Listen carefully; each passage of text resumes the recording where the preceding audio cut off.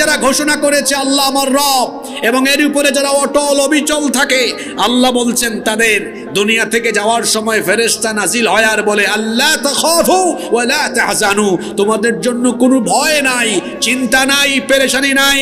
ওয়া আবশিরু বিল জান্নাতিল্লাতী কুনতুম তুআদুন, তোমাদের জন্য যে জান্নাতের ওয়াদা করা হয়েছে এই জান্নাতের সুসংবাদ তোমরা গ্রহণ করো। সুবহানাল্লাহ। এরা কোন সব মুমিনেরা? যারা আদর্শ হিসাবে একজনকে গ্রহণ করেছে, তিনি মুহাম্মাদুর রাসূলুল্লাহ সাল্লাল্লাহু আলাইহি ওয়াসাল্লাম। এজন্য আমার যুবক ভাইদেরকে আমি দৃষ্টি আকর্ষণ করছি, খবরদার, কুরআন নাই, হাদিস নাই, নামাজ নাই, রোজা নাই, ইসলাম নাই, এমন কোন দল বা নেতা নেত্রীর সাথে আমার আপনার কোনো সম্পর্ক নাই। এখন আমার দেশে বহু জায়গায় মাহফিলের বক্তব্যগুলোকে অনেক মানুষ ইচ্ছে করে জোর করে তার নিজের গায়ের উপরে টেনে নেয়। আমি তো কারো নাম বলিনি, এখন আপনি আপনার গায়ে টেনে নিচ্ছেন কেন? তাহলে আপনার দলের ভেতরে কোরআন ঢুকান, হাদিস ঢুকান, আপনি নিজে কোরআন সুন্নাহর অধিকারী হন, কোরআন সুন্নাহর অনুসারী হন, মানুষ আপনাকে অনুসরণ করবে। কারণ কোরআন হাদিস নাই যেখানে, ইসলাম নাই যেখানে, মুসলমান নাই সেখানে। মুসলমান কেবলমাত্র কোরআন সুন্নাহর অনুসরণ করবে, রাসূলের আদর্শে আদর্শিত হয়ে জীবন গঠন করবে। সম্মানিত ভাইয়েরা, তাহলে সফল কাম হচ্ছে মুমিনরা। সফল কাম কারা? মুমিনরা। এখন এই সকল মুমিনদের মধ্যে কি কি গুণ থাকবে আল্লাহ তাআলা আবার এর পরে ধারাবাহিকভাবে সেই সকল মুমিনদের 7টি গুণাবলী উল্লেখ করেছেন। আর এই 7টি গুণাবলী অর্জনকারীদের জন্য তিনি 1 নম্বরের জান্নাত, জান্নাতুল ফেরদাউসের ওয়াদা করেছেন। সুবহানাল্লাহ। হইতা না আপনারা? হ্যাঁ, আপনারা কথা বুঝরানি। আমার বাড়ি সিলেট, কিন্তু সিলেট খম আয় আর মাতিও তো হলান মানুষে মাঝে মাঝে বুঝে নন সিলেটি। এর লাগে যখন হইয়া সিলেট থামাই ফাঁকে ফাঁকে তুরা 1-2 লাইন সিলেটি মাতি, কারণ নিজের এলাকার মানুষের সামনে তো বেশি সময় নিজের কন্ট্রোলের সামনে রাখাও যায় না। এর লাগে মাঝে মাঝে তুরা 1-2 লাইন হই। আপনারা কি তার বেজার হয়ে যাননি? রাগ করেননি আপনারা? তাহলে প্রকৃত মুমিনদের পরিচয় আল্লাহ দিয়ে তাদের 7টি গুণাবলী ধারাবাহিকভাবে আল্লাহ এখানে তুলে ধরলেন।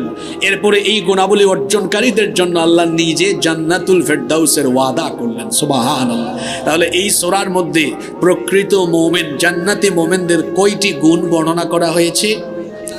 ইয়া আল্লাহ, আমরা তো হযরত শাহজালাল রহমতুল্লাহ আলাইহির রুহানি সন্তান যারা আছে, ঠিক না নি? হযরত শাহজালাল রহমতুল্লাহ আলাইহির উত্তরসূরি, কিন্তু আওয়াজে তো বোঝা যান না। হযরত শাহজালাল রহমতুল্লাহ আলাইহির উত্তরসূরি হলোর আওয়াজ তো ওলা বীর পুরুষ উল্লাহ খান হওয়া লাগবো না কিতা? তে বীর পুরুষ হলোর আওয়াজ কিতা বেটিন তল্লা খান ওলা হয় না বীর পুরুষ উল্লাহ খান হয়? তাই একটু উসমানীনগরের বাবা হল ভাই হল আছে, আমার বাবাও হল তো বাক্কা রাইত হয়ে গেছে, ঠান্ডায় ধরেছে, অসুবিধা নাই, কিন্তু যুবক হলোর আওয়াজ তো একটু যুবক উল্লাহ খান হওয়া দরকার, কারণ ব্যাটারির তো এবো ফুল চার্জ আছে নাকিতা? তাহলে হোকাসাইন এই সূরার মধ্যে জান্নাতি এবং জান্নাতি মুমিনদের মোট কয়টি গুণাবলীর কথা বলা হয়েছে? আরো জোরে কয়টি? এই 7টি গুণের কথা আমরা শুনবো, আর এই 7টি গুণে গুণান্বিত হওয়ার ওয়াদা করে আজকে এখান থেকে আমরা বাড়ি যাব ইনশাআল্লাহ। কষ্টই জাননি। 1 নম্বর, চলেন আল্লাহ শুরু করছেন, কদ আফলাহাল মুমিনুন আল্লাযীনা হুম ফি সালাতিহিম খাশিউন। Successful indeed are the believers, those who humble themselves in their prayer. সফল কাম হয়েছে তারা নামাজে বিনয় অবলম্বন করেছে যারা, অর্থাৎ প্রকৃত মুমিনরা, জান্নাতি মুমিনদের প্রথম গুণ হলো এরা নামাজে গাফেল হয় না, নামাজে অবহেলা করে না, গরিমসি করে না, বরং নামাজে তারা বিনয়ী থাকে। জোরে বলেন তো, নামাজে তারা কি থাকে? মুমিন নামাজে খুশুয়ের সাথে, একাগ্রতা, একনিষ্ঠতার সাথে নামাজে মনোযোগী থাকে। আর তার বিপরীতে মুনাফিকরা, এরা মানুষকে দেখানোর জন্য এবং অলসতার সাথে নামাজে দাঁড়িয়ে থাকে। এজন্য আল্লাহ তাআলা মুনাফিকদের নামাজের ব্যাপারে কোরআনে কারীমের 4 নম্বর সূরা সূরাতুন নিসা এর 142 নম্বর আয়াতে বললেন, ওয়া ইযা ক্বামু ইলাস সালাতি ক্বামু কুসালা ইয়ারাউনান নাসা ওয়া লা ইয়াযকুরুনাল্লাহা ইল্লা قليلا আল্লাহ তাআলা বলছেন আর মুনাফিকরা যখন নামাজে দাঁড়ায় তখন তারা অলসভাবে নামাজে দাঁড়ায়, মানুষকে দেখাবার জন্য তারা নামাজে দাঁড়ায়। এদের নামাজের মধ্যে আল্লাহর স্মরণ খুব কমই থাকে। আর তার বিপরীতে মুমিনরা যখন নামাজে দাঁড়ায়, আল্লাহ বলছেন আল্লাযীনা হুম ফি সলাতিহিম খাশিউন, মুমিন তো হলো তারা নামাজের মধ্যে খুশুয়ের নীতি অবলম্বন করে যারা। খুশু এটা আরবি শব্দ, এর বাংলা অর্থ হচ্ছে ভীত হওয়া, বিনম্র হওয়া, ঝুঁকে পড়া, অবনত হওয়া। খুশুয়ের সম্পর্ক দুটি জিনিসের সাথে, একটা হলো দিল মন আর আরেকটা হলো শরীর। দিলের খুশুটা হলো আসল। যদি কারো অন্তরের মধ্যে আল্লাহর প্রকৃত ভয় থাকে তাহলে এটা বাহ্যিকভাবেও তার প্রতিফলন ঘটে। দিলের মধ্যে আল্লাহর ভয় থাকলে দেখা যাবে বাহ্যিকভাবে তার চক্ষু, তার হাত পা অঙ্গ প্রত্যঙ্গের মধ্যে তার বহিঃপ্রকাশ ঘটবে। কেউ যদি আল্লাহর ভয় অন্তরে রেখে নামাজে দাঁড়ায়, তার চক্ষু নামাজে ডানে বামে যাবে না। দেখবেন কিছু মানুষ নামাজে দাঁড়িয়ে ডানে বামে তাকায়। কিতা ইলান নমাজি আপনার এলাকাতে আসেনি? একবার ও কিছুদিন আগে বগুড়া মাহফিলও গেছি, যাওয়ার পথে এক মসজিদও নামাজও ঢুকছি, নামাজ আদায় করতাম, সম্ভবত মাগরিবর নামাজ ঢুকছি। ঢুকার বাদে আমি গিয়ে এক মুসল্লির খান্দাত নামাজও পাইতাম। হে কিতা করছে, আমি এইবার আগে আমার বেলা সান নমাজও পাইয়া। আমি দেখলাম ই নমাজও কোনো মনোযোগ নাই। আমি মাথা দৌড়িয়া কইলাম বাইরে ইবাই নাই, ও সামনে দিয়ে বাই দিছাও। খুশু যদি কারো অন্তরে থাকে, বাহ্যিকভাবে তার বহিঃপ্রকাশ ঘটবে এই চক্ষু সাজদার জায়গা ব্যতীত, বা তার দৃষ্টি তার মনোযোগ নামাজের বাহিরে যাবে না। এমনকি খুশু দিলে থাকলে হাতের মধ্যেও খুশু প্রকাশ পাবে। কিভাবে? অনেকে আছে নামাজে দাঁড়িয়ে একটু পরপর তুরা বাদে বুতাম লাগায়, কলার টিক করে নাই, ওটা করে টুপি এলা করে নি খুকাছেন। আল্লাহর রসুল একবার এক মসজিদ হামাইয়া দেখেন, এক মুসল্লি ওলান দাড়ি লইয়া খালি খেলাধুলা করেন। আল্লাহ রসুলে কইরা লাউ খাশা কালবাহু লাখাশিআত জাওয়ারিহু, এই লোকটার অন্তরে যদি আল্লাহর ভয় থাকতো তাহলে নামাজে দাড়ি নিয়ে এরকম খেলাধুলা করতো। তাহলে বোঝা গেল দিলের খুশুটা আসল। যদি দিলের মধ্যে আল্লাহর ভয় থাকে তাহলে বাহ্যিকভাবে তার বহিঃপ্রকাশ ঘটে। আজ দুঃখ করে বলতে হয় আমাদের অনেকের নামাজের মধ্যে খুশু না থাকার কারণে দেখা যায় নামাজে মনোযোগ থাকে না। আমাদের মধ্যে অনেক মানুষ আছে নামাজে দাঁড়িয়েও তার মনোযোগ নামাজে না রেখে অন্যদিকে দেয়, ব্যবসা বাণিজ্যে হিসাব কিতাবে এরকম দেয় কি দেয় না। একবার এক বাজারও কিচ্ছাটা মনে হয়ে গেছে কইতাম নি, একবার এক বাজারের কেন্দ্রীয় মসজিদও এশার নমাজ আরম্ভ হয়েছে। হুজুরে সালাম ফিরাইয়া এর বাদে খৈরা মুসল্লি হলেন, সম্মানিত মুসল্লি সাহাব হল, আজকে এশার নমাজ 3 রেখাত হইল না 4 রেখাত হইল, আমার তুরা বেড়াচারা লাগি গেছে, সেও কিছু হইবানি, সেও কিছু হই না। এক ব্যবসায়ী উবাইয়া কইরা হুজুর আমি তো 100% নিশ্চিত আজকে নমাজ আপনার 3 রেখাত হইছে। হুজুরে জিগাইলা তুমি অত নিশ্চিত কিলা হইলায়? তাই হইলা আমার তো এই বাজারও 4টা দোকান আছে, আমি এশার নমাজও আমাইলে প্রতি রেখাতে আমার একটা দোকানের হিসাব শেষ করিলাই।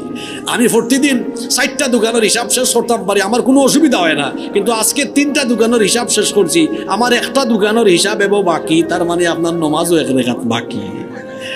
তো ই বেটার মনোযোগ নমাজের ভিতরে আছে না তার ব্যবসা বাণিজ্য থামাইছে?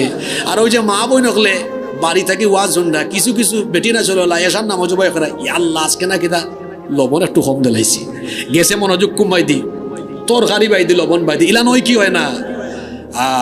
খবরদার, নামাজের মধ্যে গাফেল হয়ে যাওয়া এটা হলো খুশুয়ের বিপরীত কাজ। এমনটা করলে পরে নামাজ হবে না, কারণ যে নামাজে খুশু নাই এই নামাজের কোনো দাম আল্লাহর কাছে নাই। আল্লাহর নবী বলেছেন কোন বান্দা যখন নামাজে দাঁড়ানোর পরে নামাজের প্রতি মনোনিবেশ করে নামাজের প্রতি মনোযোগী থাকে ততক্ষণ পর্যন্ত আল্লাহর রহমত তার দিকে ঝুঁকে থাকে।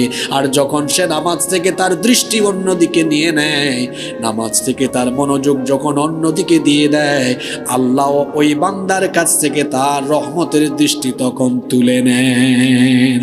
এজন্য খবরদার, নামাজে অমনোযোগী হওয়া যাবে না। নামাজও খুশু থাকে না, কোন মানুষের বুঝবা কিলা এটা বহুত মানুষ আছে নমাজও হামাইয়া দেখবা নমাজও কোনো মনোযোগ নাই এই যে নমাজও হামাইছে এই কোনো ফিলিংসও নাই দেখা যার নমাজও হামাইছেন এসার নমাজও হুজুরত তুরা যদি একটু হুজুরে কেরাত লম্বা করেন ফিসে থাকি গরিব টাইম বেসা ইয়া দেখলাইনি হুজুরে যে লম্বা কেরাত আরম্ভ করছেন ফিসা থাকি বিশেষ করে শেষ বৈঠক ও সালাম ফিরাইবার আগে তার আত্তাহিয়াতু আল্লাহুম্মা সাল্লি আলা আল্লাহুম্মা বারিক আলা আল্লাহুম্মা ইন্নী যালামতু ফিরা শেষ এখন তার খামা টাইলছে দেখবানে বেশিরভাগ মসজিদও সালাম ফিরাইবার আগে হায় রে খাওয়ানি আর খাওয়ানি আছে না নীলা মানে তার খাওয়ানি দা বুঝে না হুজুর আমার খাম শেষ আমার খাম বাড়তি আপনার খামা বাড়তি করুকা ইলান আসেন হোকা চাইন সেও যদি হুজুরকে সতর্ক করার লাগি খাম করে এর নামাজ বাতিল ইলা আসেন হোকা আছে ফানির মাছ ফানির থাকলে নিরাপদে আরামে থাকে ফানির মাছ ওই যে মাছ ধরেন যে মানুষে খলই হয়নি আপনারা খলই না নে খলই তুলে দেখবা মাছে কিতা করে খালি চারটায় খালি ফালায় ফানির দিলাইলে হে চারটায় না ফানির মাছ উফরে উঠলে দিলা চারটায় মুনাফি কলা মসজিদের ভিতরে আমিলে খালি চারটায় কত বিলে বার হইতাম আর গাঁওগ্রামও কিছু মানে মসজিদও আছে শুক্রবারে হুজুরে যদি জুম্মাবারে ওয়াজ তোরা একটু লম্বা করেন একটা সেন্সিটিভ বিষয় আরম্ভ করছেন শেষ না দীক্ষা নির্দিষ্ট টাইম থেকে 3-4 মিনিট একটু দেরি হয়ে গেছে মানে একেবারে দেখছো নি মেসাবে যে লম্বা ওয়াজ ইকছইল আসেনি খোকা পানির মাছ খলইত জেলা খালি চারটায় মুনাফিক যার অন্তর মুনাফিকই আছে এগু মসজিদও আমাইলে খালি চারটায় কত মিলে বার হইতাম পানির মাছ পানির জেলা নিরাপদ আরামে থাকে মুমিন মসজিদও আমাইলে তার কলব তার অন্তর ঠিক ওলাখান আরামদায়ক হয়ে যায় সুবহানাল্লাহ নামাজে খুশু নাই কার বুঝবেন নামাজে শুধু ছটফট ছটফট করে কতক্ষণে নামাজ শেষ হবে নামাজে মনোযোগ নাই ডানে বামে তাকায় ঘড়ির টাইমের দিকে তাকায় একবার দুই বন্ধু এক মসজিদ থেকে বের হয়েছে বের হওয়ার পরে এক বন্ধু আরেক বন্ধুকে বলে দোস্ত দেখছো কারবার কই কি হয়েছে এই মসজিদে 103টা ফ্যান আছে এখন ওই দোস্ত জিজ্ঞেস করতেছে তুই জানলি কেমনে এটা গুনলি কেমনে এত ফ্যান কই হুজুর যে লম্বা নামাজ আরম্ভ করেছে হুজুরের কাজ হুজুর করছে আমার কাজ আমি করছি এখন বলেন তো এই ব্যক্তির নামাজে কি খুশু আছে নামাজে খুশু না থাকার কারণ কি নামাজে খুশু না থাকার প্রধান কারণ হলো নামাজকে না বুঝা উপলব্ধি করতে না পারা যদি আমরা নামাজকে উপলব্ধি করতে পারতাম নামাজে আমাদের মনোযোগ অন্যদিকে যেত না আমাদের অনেক মুসলমান ভাই বোনেরা আছেন নামাজের শুরু থেকে তাকবীর থেকে নিয়ে সালাম ফেরানো পর্যন্ত নামাজে তিনি কি পড়েন কিছুই তিনি জানেন না বুঝেন না এই কারণে নামাজের মধ্যে তিনি মজা পান না অথচ নামাজ হলো এমন একটি ইবাদত যে ইবাদতে আল্লাহ তাআলা বান্দার সাথে সরাসরি কথা বলেন হাদিসে কুদসিতে এসেছে আল্লাহ তাআলা বলেছেন কাসসামতুস সালাতু বাইনি ওয়া বাইনা আবদি নিসফাইন আল্লাহ তাআলা বলেছেন নামাজকে আমি আল্লাহ আমার আর আমার বান্দার মধ্যে দুই ভাগ করে নিয়েছি ফানিসফুহা লি ওয়া নিসফুহা লি আবদি নামাজের অর্ধেক হলো আমার আর অর্ধেক হলো আমার বান্দার সুবহানাল্লাহ অর্থাৎ নামাজে আপনি যখন দাঁড়ান আল্লাহ তাআলা তখন আপনার সাথে কথা বলেন সালাত is a conversation between almighty Allah and the slave নামাজ হচ্ছে আল্লাহ আর বান্দার কথোপকথনের জায়গা কনভারসেশনের জায়গা সুবহানাল্লাহ আপনি এটা বুঝেন না না বুঝার কারণে নামাজে মজা পান না আপনি যখন নামাজে দাঁড়িয়ে সূরাতুল ফাতিহা তিলাওয়াত করেন আল্লাহ তখন থেকেই কথা বলা আরম্ভ করে দেন আপনি যখন নামাজে দাঁড়িয়ে বলেন আলহামদুলিল্লাহি রাব্বিল আলামিন আপনি সূরাতুল ফাতিহার প্রথম আয়াতে বললেন সকল প্রশংসা সেই রবের জন্য সকল প্রশংসা সেই আল্লাহর জন্য যিনি জগৎ সমূহের প্রতিপালক প্রথম আয়াতের মাধ্যমে আপনি আল্লাহর প্রশংসা করলেন আল্লাহ তাআলা সঙ্গে সঙ্গে জবাব দিয়ে বলেন হামিদানি আবদি আমার বান্দা নামাজে দাঁড়িয়ে আমার প্রশংসা করলো দুই নম্বর আয়াত যখন আপনি বলেন আর রহমানির রহিম হে আল্লাহ আপনি রহমান আপনি রহিম আল্লাহ তাআলা সাথে সাথে জবাব দেন আসনা আলাইয়া আবদি আমার এই বান্দা নামাজে দাঁড়িয়ে আমার গুণকীর্তন করলো আপনি যখন নামাজে 3 নম্বর আয়াত সূরা ফাতিহার তেলাওয়াত করেন মালিকি ইয়াউমিদ্দিন বিচার দিবসের মালিক হলেন তিনি আল্লাহ তাআলা চুপ থাকেন না সঙ্গে সঙ্গে জবাব দেন মাজ্জাদানি আবদি আমার বান্দা নামাজে দাঁড়িয়ে আমার শ্রেষ্ঠত্ব বর্ণনা করলো এরকম নামাজের শেষ পর্যন্ত আপনার সাথে কথা বলেন কে আপনি এটা বুঝেন না, এই জন্য নামাজে মনোযোগ নাই, হিসাব নিকাশে মনোযোগ, ফ্যান গুনায় কোনো আপনার মনোযোগ, আপনার চাকরি বাকরি অন্যান্য কাজে মনোযোগ চলে যায়, কারণ নামাজ আপনি বুঝেন না। যদি বুঝছেন আমার আল্লাহর সাথে আমার কথা হচ্ছে, তাহলে দুনিয়াবি কোনো বিষয়ে মনোযোগ যেত না। কি চারটা মনে হয়ে গেছে, হইতাম নি প্রাসঙ্গিক হযরত আলী রাদিয়াল্লাহু আনহু অন্যান্য সবে মনোযোগ দেওয়া নৌকা এক যুদ্ধর ময়দানও তাদের ফাওয়ার মাঝে তীর হামাই গেছে। কিতা হামাইছে? তীর একটা বিষাক্ত তীর হামানির বাদে সাহাবী হলে টাইনা যখন বার করার চেষ্টা কররা, একটু টান মারলেও হযরত আলী রাদিয়াল্লাহু আনহু চিৎকার কইরা উঠলেন। আল্লাহর রাসূল এই দৃশ্য দেখলেন, দেখার করে আল্লাহর নবী বললেন, আমার সাহাবীরা থামো, আমার আলীর পা থেকে এভাবে তোমরা তীর খুলতে পারবা না, সে ব্যথায় ছটফট করবে, অপেক্ষা করো, নামাজের সময় হয়ে যাক, আমার আলী যখন নামাজে দাঁড়াবে তখন তোমরা তার পা থেকে তীর বের করে নিবে। সাহাবায়ে কেরাম এই কথার অর্থ বুঝলেন না, কিন্তু রাসূল যেহেতু বলেছেন সেজন্য তারা চুপচাপ হয়ে গেলেন। যখন নামাজের সময় হয়ে গেল, সাইয়েদনা আলী রাদিয়াল্লাহু আনহু নামাজে দাঁড়িয়ে গেলেন। আল্লাহর নবী বললেন, এবার তোমরা যাও, আমার আলীর পা থেকে তীর খোলো।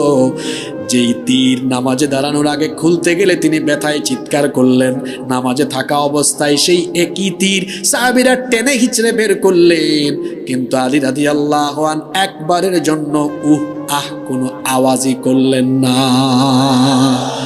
নামাজের বাদে তাইন্দে জিকা নিয়ে এলো, আচ্ছা আপনার ফা থাকি তো আমরা তীর বার করে নিলাম, তখন ও কিতা হোক সাইয়া দেখুন হাসাও তো নাই।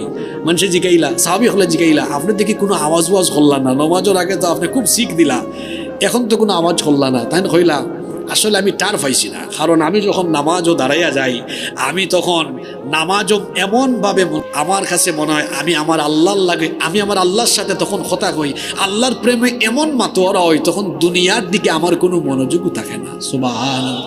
আর আপনার আমার নামাজের মনোযোগ কিরা হইতামনি। এক মুতাল্লি সাহেব গেছেন মাগরিবর নামাজও আইনজাবালা তো অন্ধকার হয়ে যায়, এই সময় মশায় খালি বেন করে। ইমাম সাহেব হুজুরে আল্লাহু আকবার কয়া নমাজে উবাই গেছেন, মুতাল্লি সাহেব একটু বাদে 5-6 সেকেন্ড বাদে উবাইছেন না, ঠিক ও সময়ও মারছে মশায় খামর, ইস মশায় নাই খয়েল লয়েলা নাইনি, তাই মশার খামর টের ভাইরা। আর আলী রাদিয়াল্লাহু আনহু এমনভাবে নামাজও দাঁড়াইছেন, তীর ফাওতা কি খোলা হয়েছে তার উবাইছেন না। আল্লাহু আকবার। খুশু কাকে বলে? ইমামে আযম আবু হানিফা রাহমাতুল্লাহি আলাইহি তার পাশের বাড়িতে আগুন লেগেছে, পাশের বাড়িতে প্রতিবেশীর ঘরে। পুরো গ্রামের মানুষ এগিয়ে এসেছেন রাতের বেলা, ওই প্রতিবেশীর বাড়ির আগুন নেভালেন। তারা তাকিয়ে দেখলেন, সবাই তো এগিয়ে আসলেন, কিন্তু আবু হানিফা রহমতুল্লাহ আলাইহি তাকে তো দেখা যায় না। তারা আবু হানিফা রহমতুল্লাহ আলাইহির বাড়ির দরজায় নক করলেন, অনেকক্ষণ পরে তিনি দরজা খুললেন। লোকজন জিজ্ঞেস করলেন, কি ব্যাপার আবু হানিফা, আপনি কোথায় ছিলেন? আপনার প্রতিবেশীর ঘরে আগুন লেগেছে, পুরো এলাকার মানুষ এগিয়ে এসে আমরা আগুন নেভালাম, আপনি এমন প্রতিবেশী একবার বেরো হলেন না, এ কেমন নিষ্ঠুর আচরণ আপনার। তিনি তখন বললেন, আগুন কখন, কোথায়, কার বাড়িতে? আগুন লাগার বাদে আগুন নিবাইয়া শেষ, লাগা বাড়ির মানুষের যদি এখন কোন বালা লাগছে, কার বাড়িতে লাগছে, খৌকাছেন মেজাজটান কিলা হয়। তারা কইরা, আমরা তো এতদিন ভাবছি মনে মনে আপনি একজন বুজুর্গ মানুষ, আলেম মানুষ, কিন্তু আপনার এই জবাব হইনি আমরা তো অবাক হয়ে গেলাম। হ্যাঁ, আপনি কি তা ঠাট্টা করলাম আপনার লগে? তাই হইলা আল্লাহর কসম ঠাট্টা করলাম না। মানুষে কইলাতে আপনি আগুন নিবাইলাম, এত মানুষ আমরা মিলিয়ে আপনি টার হইলা না এখানে। তখন আবু হানিফা রহমতুল্লাহ আলাইহি বললেন, শোনো, তোমরা সবাই মিলে যখন আমার প্রতিবেশীর ঘরের আগুন নেভানোর কাজে ব্যস্ত ছিলে, আবু হানিফা তখন গভীর রাতে তাহাজ্জুদের জায়নামাজে চোখের পানি ছেড়ে দিয়ে জাহান্নামের আগুন নেভানোর কাজে ব্যস্ত ছিল। সুবহানাল্লাহ। এই ছিল আমাদের পূর্ববর্তী বুজুর্গদের অবস্থা।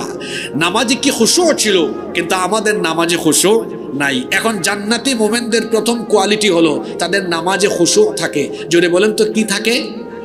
এখন হয়তো আপনারা হুনিয়া কইবা, হুজুরটা আমরা ওলার নামাজি হইতাম, খুশু থাকতো, নামাজও মনোযোগ থাকতো, একনিষ্ঠতা একাগ্রতা থাকতো। আপনারা সাইন নানি? জোরে হৌকা সাইননি? আরো জোরে হৌকা সাইননি? Okay fine. তাহলে 3টা আমল আমরা যদি করি নামাজে খুশু থাকবে। জোরে বলেন তো কয়টা? নাম্বার 1, 1 নম্বর, নামাজের বাহিরে কখনোই মনোযোগ যাবে না, এই আমলটা করবেন। ইদা কুমতা ফি সালাতিকা ফাসাল্লি সালাতাম মুআদ্দা, যখনই আপনি নামাজে দাঁড়িয়ে যাবেন মনের মধ্যে এই অনুভূতি বজায় রাখবেন, এটা হলো আমার জীবনের শেষ নামাজ। When you stand for the salat, keep in your mind it's your final salat. যখন আপনি নামাজে দাঁড়াবেন এই ফিলিংস অন্তরে রাখবেন, এটা হলো আমার জীবনের শেষ নামাজ। আসলেই তো আমাদের জীবনের কোনো ওয়ারেন্টি নাই, গ্যারান্টিও নাই। কে কখন আমরা দুনিয়া থেকে চলে যাই সেটা কি আমরা জানি না। তাহলে আমি নামাজে দাঁড়ানোর সময় যদি আমার অন্তরে এই অনুভূতিটুকু রাখি এটা আমার জীবনের শেষ নামাজ, তাহলে মনোযোগ কি অন্যদিকে যাবে? জোরে বলেন যাবে না। এই জন্য 1 নম্বর আমল, যখনই যে নামাজে দাঁড়াবেন মনে করবেন এটা হলো আপনার জীবনের শেষ নামাজ। 2, নামাজে আপনার মনোযোগ থাকবে, বাহিরে যাবে না। আপনি এই ফিলিংসটা অন্তরে রাখবেন, নামাজে আমি যখন দাঁড়াই আমার আল্লাহর সাথে আমার কথোপকথন আরম্ভ হয়। ইবাদতটা এমনভাবে হওয়া দরকার, আনতা আবুদাল্লাহ। আল্লাহর নবী বলেছেন আনতা আবুদাল্লাহ কান্নাকা তারাহু ফাইন লাম তাকুন তারাহু ফাইন্নাহু ইয়ারাকা। ইবাদত করো এমন ভাবে যেন তুমি আল্লাহকে দেখছো। তুমি যদি আল্লাহকে নাও দেখো, মনে রাখো তোমার রব তোমাকে কিন্তু দেখতে পাচ্ছেন। আপনি এক প্রতিষ্ঠানে চাকরি করেন, এখন সিসিটিভি লাগাইল, আপনার বসে দেখরা। এখন সিসিটিভি লাগাইল থাকলে আপনি হোকা চাইন অফিসে বইয়া এমন কোনটা করবানি যে আপনার বস আপনার উপরে বেজার হয়, এমন কোনটা করবানি, জোরে হোকা করবানি। কারণ আপনার মনের ভিতরে বই আছে আমার এত বসে দেখরা, আমি নমাজও দাঁড়াই রয়েছি, আমার খালি নমাজ নাই, আমার জীবনের সবটা দেখ রাখে, জোরে হোকা খে। এই ভয়টা যদি নমাজও থাকে মনোযোগ অন্যদিকে যাইবনি। 3, নামাজে যদি আপনি একাগ্রতা ফিরিয়ে আনতে চান, রুকু এবং সাজদার মধ্যে সুন্দর ভারসাম্য রাখবেন, তাড়াহুড়া করবেন না। কারণ আমার দেশে বহু নামাজি এমন আছে রুকু সাজদার মধ্যে তাড়াহুড়া করে, রুকু সাজদায় গেলে এমন ভাবে তাড়াহুড়া করে এদের রুকু সাজদা দেখলে মনে হয় যেন নামাজ নয়, তারা ফিজিক্যাল এক্সারসাইজ করছে। এই রকম তাড়াহুড়ার নামাজি আমার সমাজে আছে না নাই? তাড়াহুড়া করবেন না। রুকুতে যখন যাবেন পিঠ সোজা করে দেন আর আল্লাহর পবিত্র নামের তাসবিহ পড়েন, সুবহান রাব্বিয়াল আযীম। আস্তে আস্তে পড়েন সুবহান রাব্বিয়াল আযীম, সুবহান রাব্বিয়াল আযীম। হক আদায় করে ধীরে ধীরে পড়েন। তারপরে যখন রুকু থেকে দাঁড়াবেন, আমার দেশে অনেক মানুষের তাদিলে আরকান সঠিকভাবে আদায় হয় না, রুকু থেকে দাঁড়ানোর পরে দ্রুত গতিতে সাজদায় চলে যায়। নামাজে রুকু থেকে উঠার পরে কিছুক্ষণ সুন্দরভাবে সোজা হয়ে দাঁড়িয়ে থাকা, এটা তাদিলে আরকান, এটা হলো নামাজে ওয়াজিব কাজ, এটা অনেকেই সুন্দরভাবে আদায় করে না। দাঁড়ানোর পরে একটু আস্তে ধীরে পড়েন রব্বানা লাকাল হামদ, এতটুকু পড়লে নামাজ হবে, কোনো অসুবিধা নাই। কিন্তু আপনি একটু নামাজের সওয়াব বৃদ্ধির জন্য আরো কিছু আমল করেন। একজন সাহাবী নবীজির পিছনে নামাজে দাঁড়ালেন, আল্লাহর নবীর পিছনে নামাজে দাঁড়িয়ে রুকু থেকে উঠে রব্বানা লাকাল হামদ এতটুকু পড়ার পরে বললেন হামদান কাসীরান তাইয়িবান মুবারাকান ফীহি, এতটুকু বাড়িয়ে পড়লেন। আল্লাহর নবী নামাজে সালাম ফেরানোর পরে বললেন, আমার সাহাবীরা আজকে নামাজের মধ্যে অতিরিক্ত কিছু তেলাওয়াত কে করেছো? কেউ কথা বলেন না। যিনি বলেছিলেন, যিনি পড়েছিলেন তিনি মনে মনে ভাবলেন আমি তো আস্তে আস্তে মনে মনে পড়লাম, আল্লাহর নবী এটা কেমনে টের পেলেন? ভয়ে ভয়ে দাঁড়ালেন, বললেন ওগো আল্লাহর নবী আমি পড়েছি, কিন্তু আমার প্রশ্ন হলো সেটা আপনি কেমনে বুঝতে পারলেন? আল্লাহর নবী তখন বললেন তুমি কি জানো না আমি আল্লাহর নবী, আমি যেটা জানি তুমি সেটা জানো না। ও আমার সাহাবী তুমি কি জানো নাকি নামাজে রুকু থেকে দাঁড়ানোর পরে রব্বানা লাকাল হামদ বলার পরে তুমি যখন হামদান কাসীরান তাইয়িবান মুবারাকান ফীহি এতটুকু পর্যন্ত তুমি যখন বাড়িয়ে পড়লে, আমি নজর করে দেখলাম একজন আর দুইজন নয়, আল্লাহর রহমতের 33 জন ফেরেশতারা প্রতিযোগিতা করছে তারা কে তোমার আমল নামায় কত বেশি সওয়াব লিখবে। তাহলে এই আমলটা আমাদের মধ্যেও থাকার দরকার আছে না নাই? এটা আপনারা করার চেষ্টা করবেন।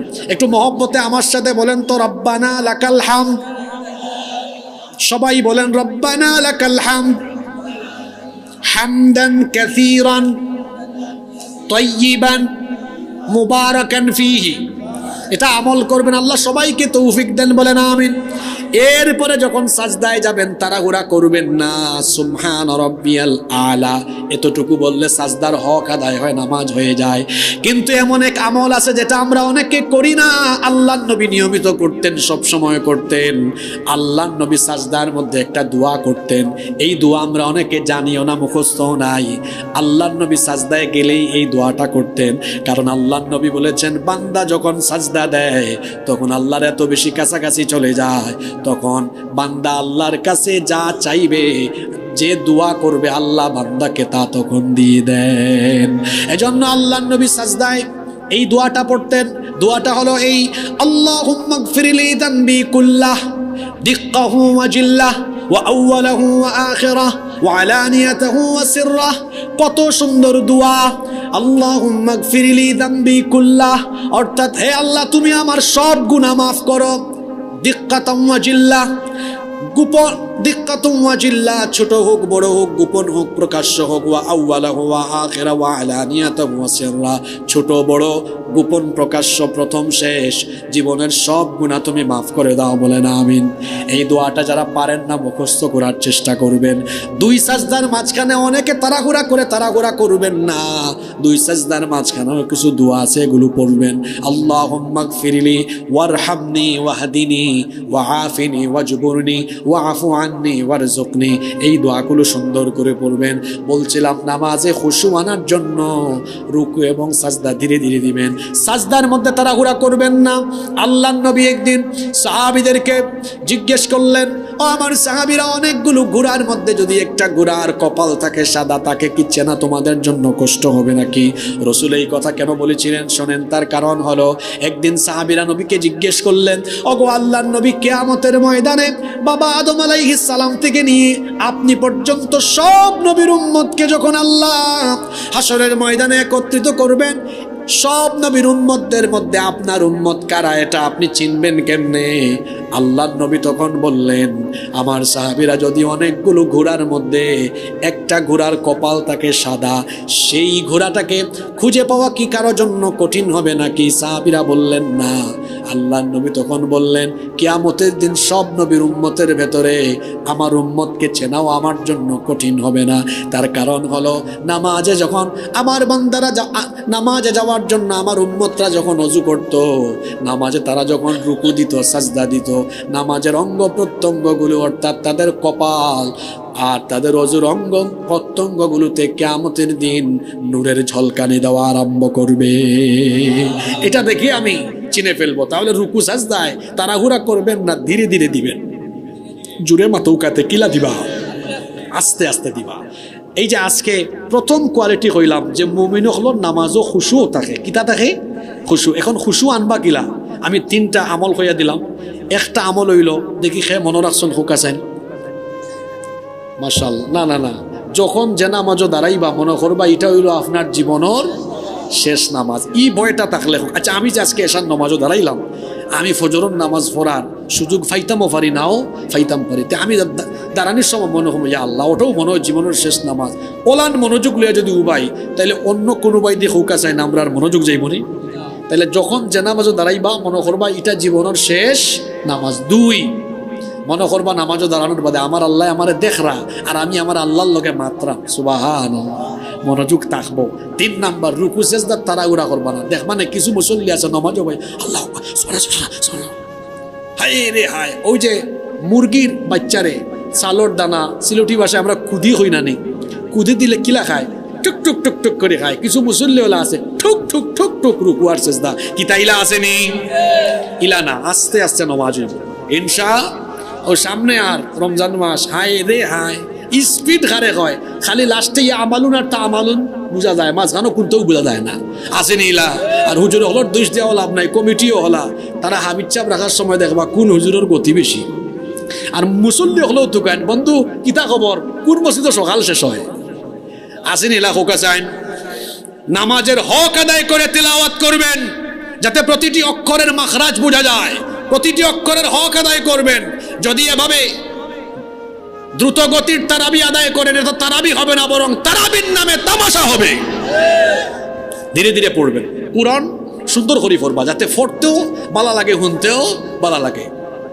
তারাবির নামাজ একটু আস্তে আস্তে পড়ুক না, মক্কা মদিনার দেখছো না কত সুন্দর।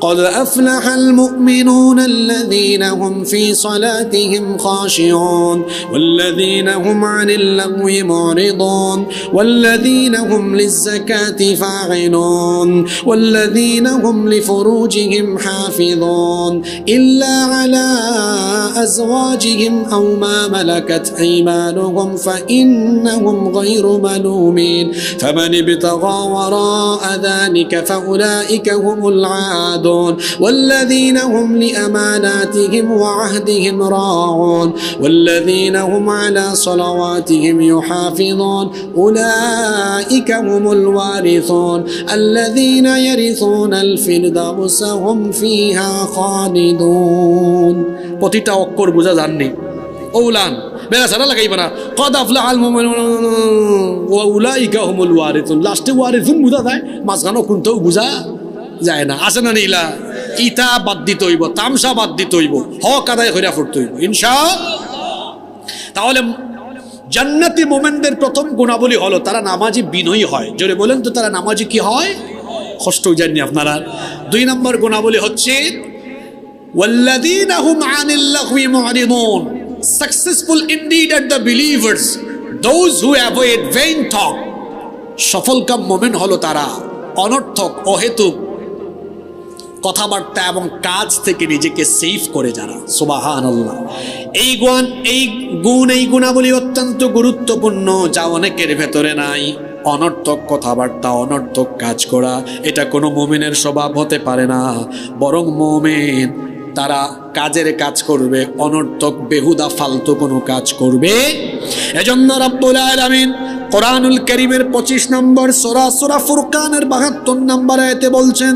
ওয়াল্লাযীনা লা ইয়াশহাদুনাজ যুর ওয়া ইযা মাররু বিল লাগবি মাররু কিরামা মুমিন তো তারা মিথ্যার সাক্ষ্য দেয় না যারা এবং মুমিন তো হলো তারা আল্লাহ তাআলা বলছেন অনর্থক কোনো কথা বা কাজ বা অনর্থক কোনো কিছু হচ্ছে এরকম জায়গা দিয়ে গেলে পরে তারা সেখানে সুন্দরভাবে চলে যায় অ্যাভয়েড করে চলে যায় সূরা কাসাসের মধ্যে আল্লাহ আরো সুন্দর করে বলছেন ওয়া ইযা সামিউল লাগওয়া আ'রাদু আনহু ওয়া ক্বালু লানা আ'মালুনা ওয়া লাকুম আ'মালুকুম সালামুন আলাইকুম লা নাবতাগিল জাহিলিন আল্লাহ তাআলা বলছেন মুমিনরা যখন অনর্থক কোনো কিছু শুনে তখন তারা বলে ভাই তোমাদের কর্ম তোমাদের জন্য আমাদের কর্ম আমাদের জন্য জাহেলদের সাথে আমরা তর্ক করব না বরং মুমিনের স্বভাব হলো আল্লাহ সূরা ফুরকানের মধ্যে বলেছেন রহমানের বান্দা এবং জান্নাতি মুমিনদের পরিচয় হলো ওয়া ইবাদুর রহমানিল্লাযীনা ইয়ামশুনা আলাল আরদি হাওনা ওয়া ইযা খাতাবাহুমুল জাহিলুনা ক্বালু সালামা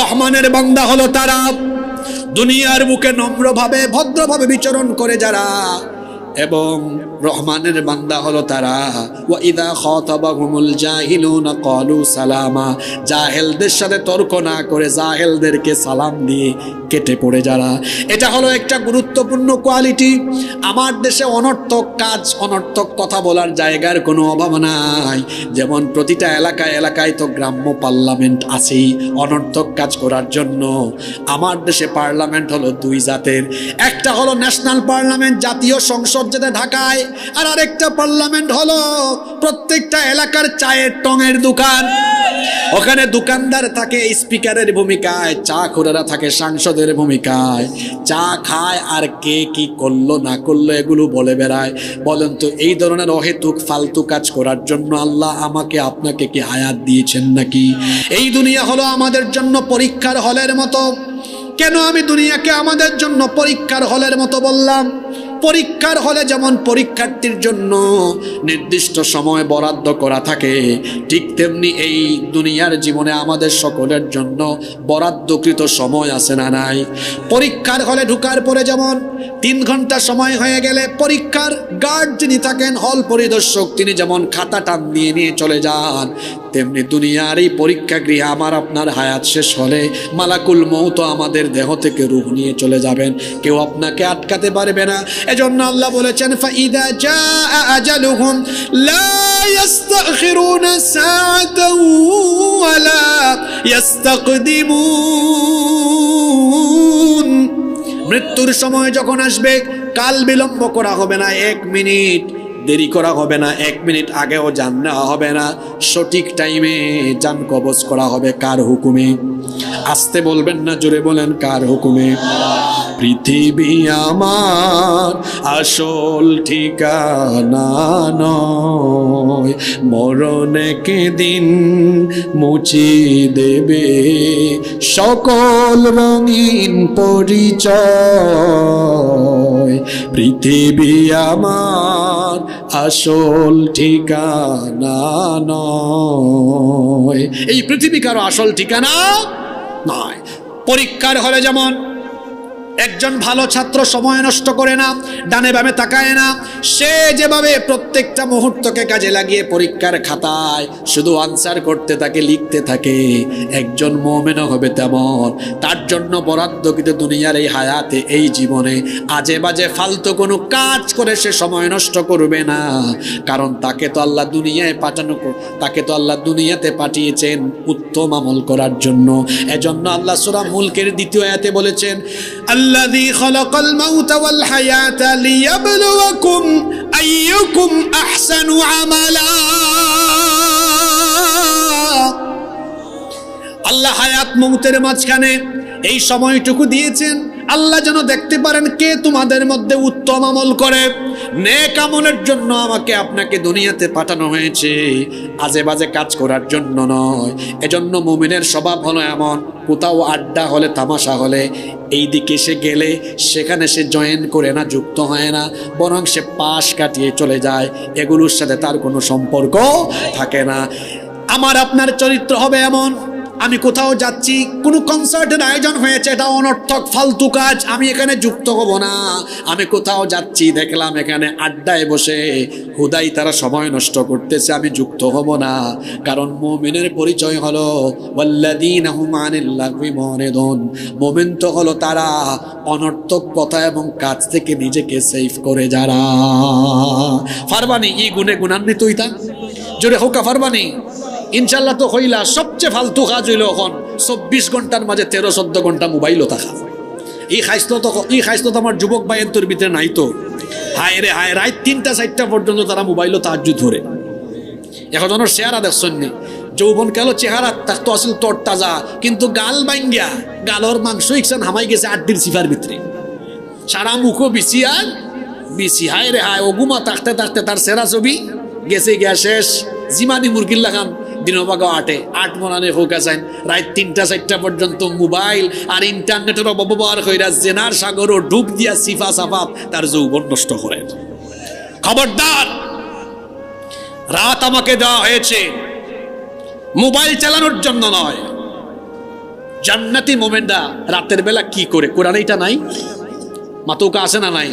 জান্নাতি মোমেনরা রাত জেগে বার্সেলোনা রিয়াল মাদ্রিদের খেলা দেখে না, আর্জেন্টিনা ব্রাজিলের খেলা দেখে না, রাত জেগে তারা বিভিন্ন ক্লাবের খেলা দেখে না, IPL BPL দেখে না, ফেসবুক ইন্টারনেট চালায় না।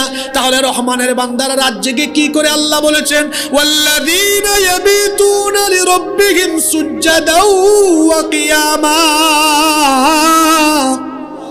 জান্নাতি মোমেন তো হলো তারা শেষ রাতে না ঘুমিয়ে তাহাজ্জুদের নামাজে দাঁড়িয়ে রুকু আর সাজদা দিয়ে রাত কাটায় যারা।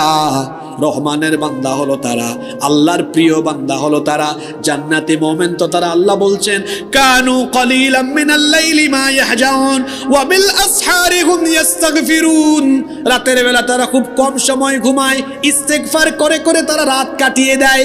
অন্য আয়াতে আল্লাহ বলেছেন তাতাজাফা জুনুবুহুম আনিল মাদাজি ইয়াদউন রাব্বাহুম খাউফাও ওয়া তামা।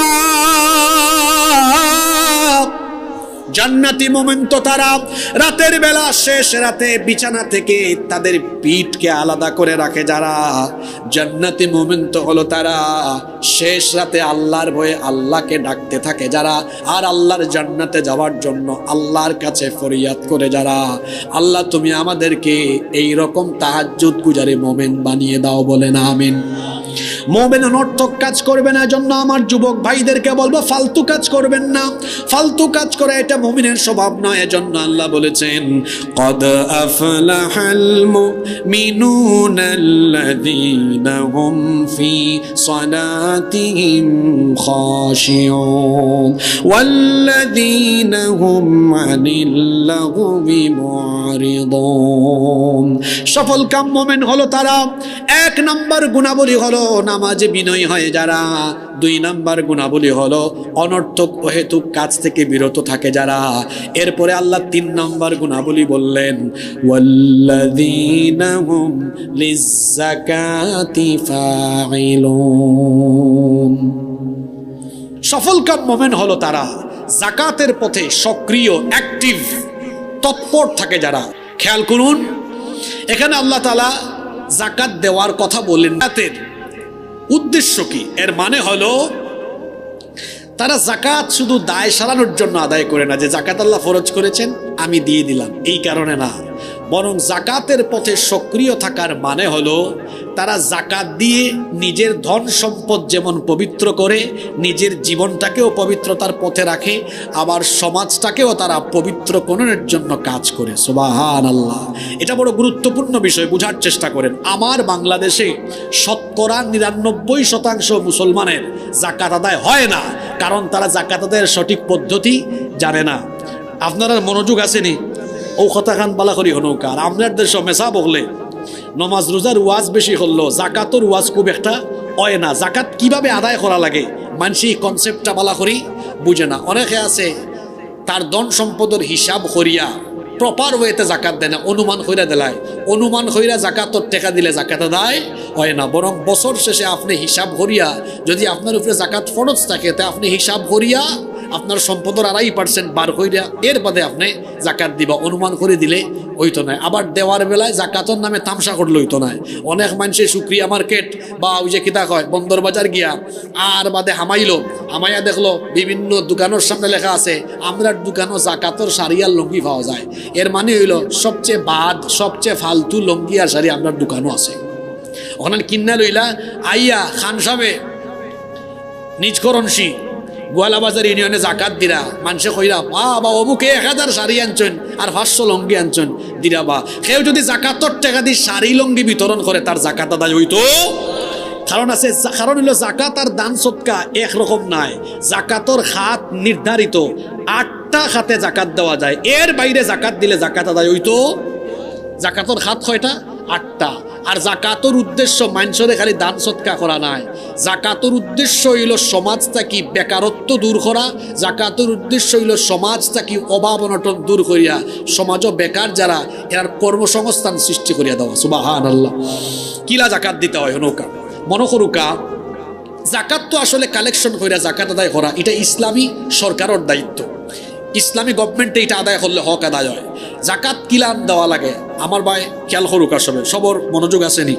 মনে করুকা আপনারা নিজ করণসী এলাকাতে একটা কমিটি আপনারা গঠন করলা, কইরা আপনার গাঁত যারার উপরে জাকাত ফরজ আপনারা কইরা বা সবর টেকা গুণ এক জায়গাত করো, আমরা এক জায়গাত জাকাত দিম।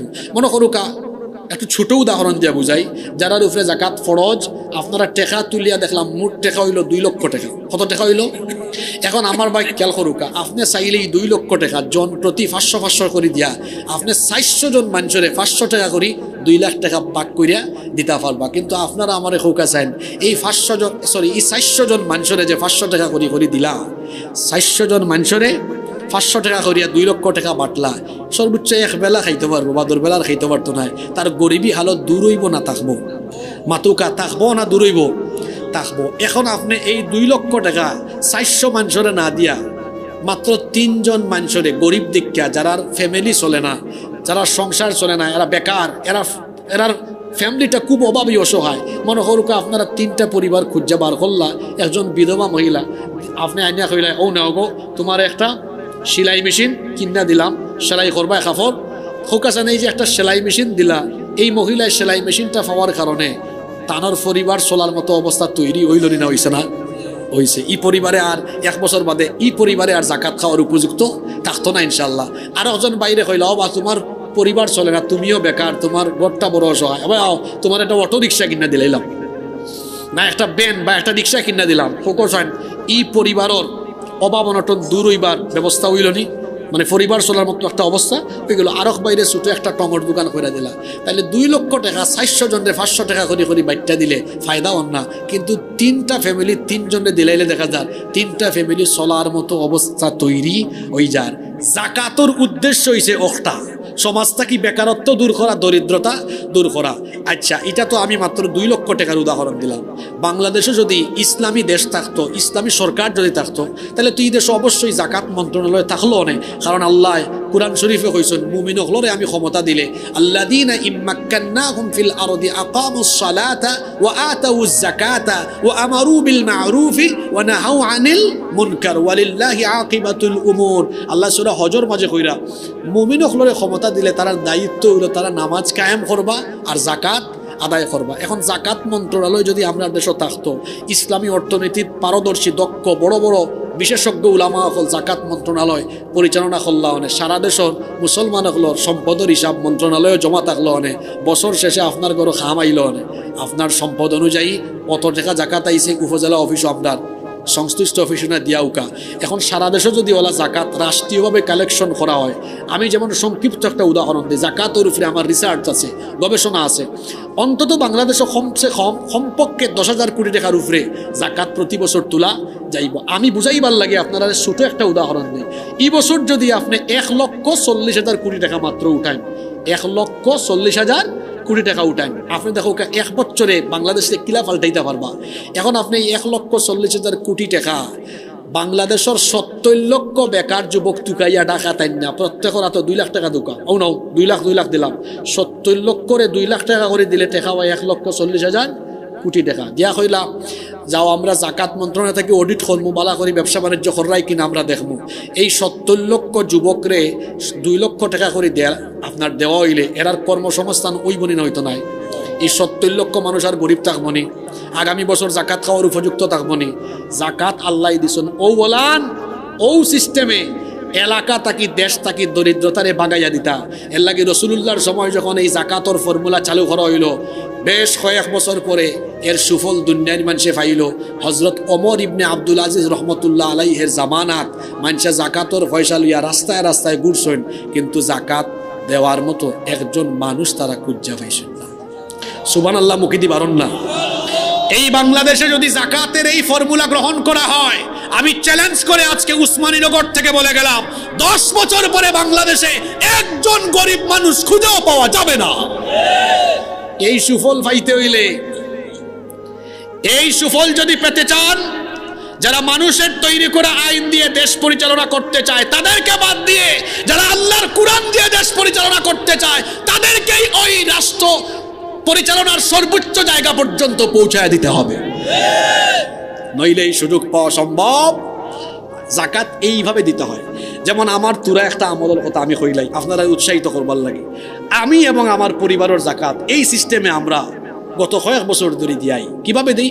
আগে আমি যখন ছোট আসলাম তখন আমার ভাই বা আমার ফ্যামিলির তারা ওলান দেলাইতা অমুকরে 500 অমুকরে 600, কিন্তু আমি যখন ইউনিভার্সিটি এই বিষয়টা জানলাম, আমি যখন লেখাপড়া করার পরে বিষয়টা জানলাম, এরপরে আমার ফ্যামিলি তালাফ করে তখন তাকে এখন পর্যন্ত আমরা দেখা যায় আমি এবং আমার আত্মীয় স্বজনের জাকাতগুলো একত্রিত করিয়া আমরা বছরও বেশি নাই 1-2 জন বা ফাললে আরও বেশি 2-4 জন মানুষের বেকারত্ব দূর করবার লাগে ওলান তার একটা বড় অ্যামাউন্ট দিয়া তার গড় যেন আর গরিবী হালত না থাকে এই সিস্টেমে জাকাত দিয়েতে করে দেখা যায় এই মানুষগুলা পরের বছর আর জাকাত খাওয়ার উপযোগী থাকে। এখন আমাদের দেশে তো সরকার নাই, এভাবেই আমরা দিলাম। যদি ইসলামী সরকার থাকতো তাহলে তো আমরাও গভর্নমেন্টের কাছে জমা দিলাম, মানে গভর্নমেন্টে উত্তোলন করিয়া গভর্নমেন্টে দিলা অনেক। তো মুমিন হলর গুণাবলী হইব ওয়াল্লাযীনা হুম লিয-যাকাতি ফাআইলুন, তারা শুধু জাকাত নামকা ওয়াস্তে আদায় করবে না, বরং জাকাতের পথে এমন ভাবে অ্যাক্টিভ থাকবে, তারা জাকাত দিয়ে নিজের সম্পদ পবিত্র করবে, জীবন পবিত্র করবে, তেমনি গোটা সমাজকে তারা দারিদ্রতার অভিশাপ থেকে বের করে গোটা সমাজকে পরিশুদ্ধ করার কাজে তারা অ্যাক্টিভ থাকবে। আল্লাহু আকবার। আর প্রকৃত সফলকাম তো তারা, আল্লাহ বলেছেন কদ আফলাহা মান তাযাক্কা ওয়া যাকারা ইসমা রাব্বিহি ফাসাল্লা। অবশ্যই সফলকাম হয়েছে তারা নিজেকে পরিশুদ্ধ করেছে যারা। আবার অন্য সূরায় আল্লাহ বলেছেন কদ আফলাহা মান যাক্কাহা ওয়া কদ খাবা মান দাসসাহা। অবশ্যই সফলকাম হয়েছে তারা নিজেকে পবিত্র পরিশুদ্ধ করেছে যারা। দলিত মতিত ব্যর্থ হয়েছে তারা, নিজেকে অপবিত্র রেখেছে যারা। মুমিনদের গুণাবলী হলো তারা যাকাতের মাধ্যমে পবিত্রতা পরিশুদ্ধতার জীবন তালাশ করে। আল্লাহ আমাদেরকে এই গুণে গুণান্বিত হওয়ার তৌফিক দান করেন, বলেন আমিন। এরপরে মুমিনের 4 নাম্বার গুণ হলো, কষ্ট হচ্ছে আপনাদের, মুমিনের 4 নাম্বার গুণ হলো আল্লাহ তাআলা বলছেন ওয়াল্লাযীনা হুম লিফুরুজিহিম হাফিযুন। অবশ্যই সফল কাম হয়েছে সে সকল মুমিনেরা নিজেদের লজ্জাস্থানকে হেফাজত করেছে যারা। Successful indeed are the believers those who guard their modesty. সফল কাম হয়েছে তারা নিজের লজ্জাস্থানের হেফাজত করেছে যারা, অর্থাৎ নিজের চরিত্রকে পরিশুদ্ধ করেছে যারা, নিজের চরিত্রকে ঠিক রেখেছে যারা।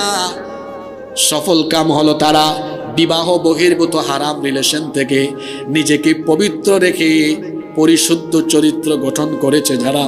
সফল কাম হলো তারা। জিনা ব্যভিচারের পথ বর্জন করতে হবে। আমার যুবক ভাইয়েরা খুব খেয়াল করে শুনেন, লজ্জাস্থানের হেফাজত করার কথা আল্লাহ কোরআনে কারীমের বিভিন্ন জায়গায় বলেছেন। সূরা নূরের মধ্যে আল্লাহ বলেছেন লজ্জাস্থানের হেফাজত করো, অর্থাৎ বিবাহ বহির্ভূত হারাম রিলেশন থেকে নিজেকে সেফ রাখো।